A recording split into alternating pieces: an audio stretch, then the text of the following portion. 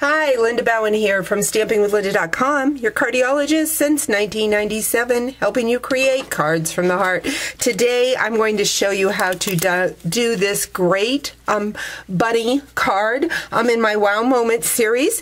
So let's get started. I'm going to bring in a piece of crumb cake.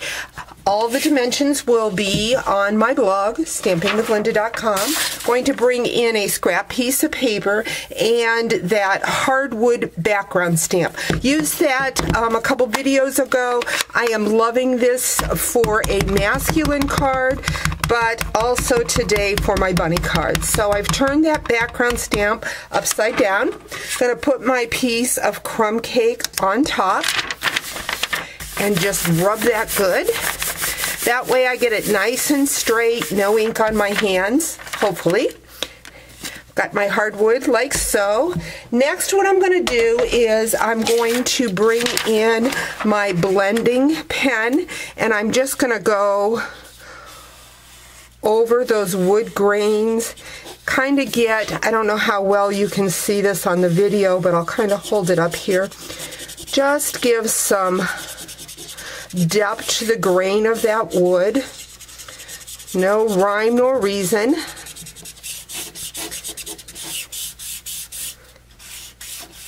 Some dark shades. Hold that up to the camera. Hopefully you can see that well.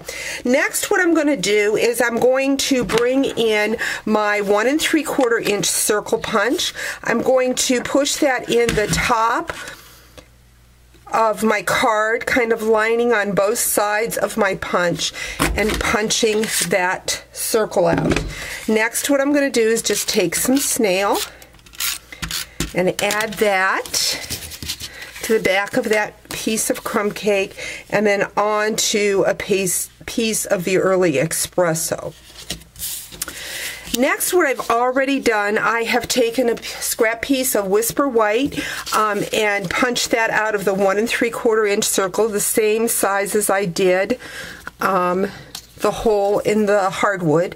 I used the large oval punch, and the smaller oval punch used the pink Pirouette Designer Series paper, punched those out. Then I used the boho flower punch and the itty bitty punch. All these numbers will be on my blog, StampingWithLinda.com. So now we're ready to assemble my bunny. I have already taken the pink Pirouette and sponged around the outside edge, did little fingerprint or toe prints for my bunny. So I'm going to add that like so.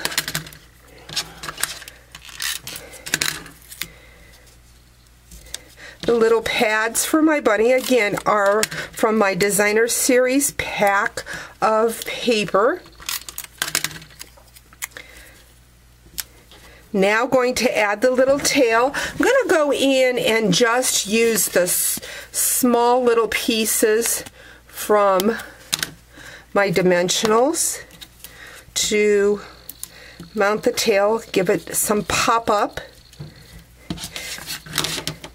Again, the smaller punch is from the punch pack, and just giving it a little more depth. So there we have it, our little bunny going through a hole. Next, what I'm going to do is I'm going to bring in a piece of gumball green cardstock. This measures 1 inch by 4 1/4. I'm going to bring in my fringe scissors. A tip, when I first got my fringe scissors, I was using it like so. I am finding that if you push it into the center of your scissors, you get a lot more leverage and a lot easier to cut that fringe. Got some fun videos coming up with these fringe scissors on other things you can do with them besides grass.